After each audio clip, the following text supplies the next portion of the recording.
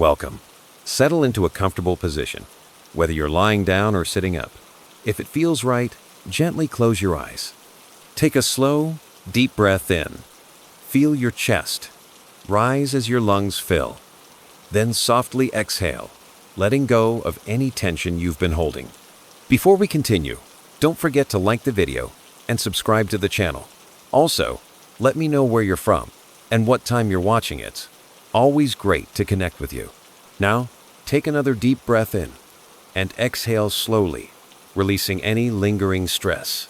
Feel your shoulders relax, your jaw loosen, and the tension in your forehead fade away. With each breath, notice your body growing heavier, sinking deeper into relaxation. Let your mind drift freely, like a leaf floating on a calm, steady stream, carried effortlessly. Simply listen to the sound of my voice and allow yourself to be gently guided. You ever feel like something's watching you, something that shouldn't be alive? 2 years ago, I found a doll in my attic that knew things it couldn't. By the end of it, I wasn't sure who was haunting who. It was early fall, and I just moved into this old house about an hour outside the city. It was a fixer, upper creaky floors, peeling wallpaper, the kind of place you'd see in a ghost story. I got it cheap because the last owner passed away, an old woman named Evelyn, who'd lived there alone for decades. The realtor mentioned she was a doll maker, had a little workshop in the attic. I didn't think much of it.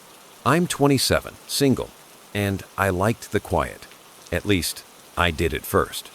The first few nights were normal. I'd hear the usual stuff, wind rattling the windows, the house settling. But then, maybe a week in, I started noticing something off. It was this faint sound, like a whisper, coming from upstairs. I'd lie in bed, staring at the ceiling, trying to convince myself it was just pipes or mice. You know how it is when you're alone at night. Every little noise feels bigger than it should. But this wasn't random. It had a rhythm, like someone talking just out of earshot. One night, I couldn't ignore it anymore. It was 1 a.m., pitch dark, and the whispering wouldn't stop. I grabbed a flashlight and headed upstairs to the attic. The stairs groaned under my weight, and the air got colder with every step. When I pushed the door open, I saw it. A room full of porcelain dolls, dozens of them, lined up on shelves, their glassy eyes catching the light. They were old, delicate apple faces, painted lips, tiny dresses, and in the middle, on a rocking chair, was one that stood out, bigger than the rest, with long black hair and a cracked cheek. I don't know why, but I couldn't look away from it. The whispering stopped the second I stepped inside. It was dead quiet now, just the hum of my own breathing. I told myself I was being paranoid. Old houses make noises, right? But as I scanned the room, I noticed something weird. The dolls weren't dusty. The rest of the attic was a mess, cobwebs, boxes, but these things looked pristine, like someone been taking care of them. I brushed it off, figuring Evelyn must have been obsessive about her work. Still, I didn't like how they stared. You ever feel judged by something that's not even alive? That was me. I turned to leave, but then I heard its creak, sharp and deliberate, from that rocking chair. I whipped around, and the doll with the cracked cheek, it was tilted forward, like it had moved. My stomach dropped. I told myself it was the floor, the angle, anything but what my gut was screaming. I grabbed it, don't ask me why, and took it downstairs. I just wanted it out of there, away from the others. I set it on my kitchen table and went to bed, locking my door like that'd help. The next morning, it wasn't on the table. It was on my couch, facing me, like it'd been waiting. I live alone. Guys, no roommates, no pets. I hadn't touched it. I tried to laugh it off, told myself I was sleep deprived. But my hands were shaking as I put it back in the attic.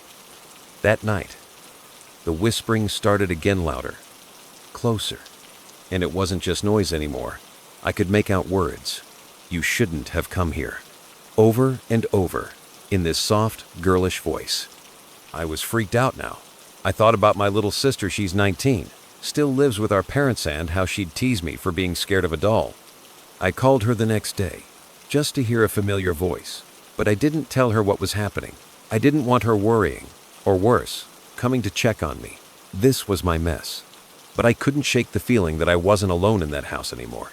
Every night, I'd hear that voice, and every morning, the doll would be somewhere new me stairs, my bathroom, once right outside my bedroom door. I started researching Evelyn. Turns out, she had a daughter, Clara, who died young some accident in the 70s. Evelyn never got over it. She shut herself in that house, making dolls until the day she died. People in town said she went crazy, claimed her dolls talked to her. I found an old photo online Evelyn holding that cracked-cheeked doll, and it hit me. It looked like Clara. Same black hair, same pale skin. That's when I realized this wasn't just a doll, it was something more. One night, I woke up to the rocking chair creaking downstairs. I hadn't brought it down, the doll was moving on its own now. I grabbed a baseball bat and crept to the living room. There it was, rocking slowly, its head turned toward me. The voice came again, louder. "You took my place." My heart was racing. I wanted to run, but this was my home. I couldn't just leave. Things got worse fast. The whispering turned into sobbing, pleading, like a kid who'd lost everything. I'd find scratches on my walls, little handprints in the dust. The other dolls started showing up to my porch, in my car, like they were following her lead. I stopped sleeping. I'd sit up all night, bat in hand, listening to that chair rock. I could feel her watching me, hating me. I didn't know why, but I knew she wanted me gone. I tried burning the doll, threw it in a fire pit out back, watched it crack and melt. But the next morning, it was on my bed hole again, smelling like ash. That's when I broke. I packed a bag, ready to crash at a motel. But as I reached the door, I heard her scream a sound that stopped me cold. "Don't leave me." I turned, and she was there, standing in the hallway, her head tilted, eyes black as coal.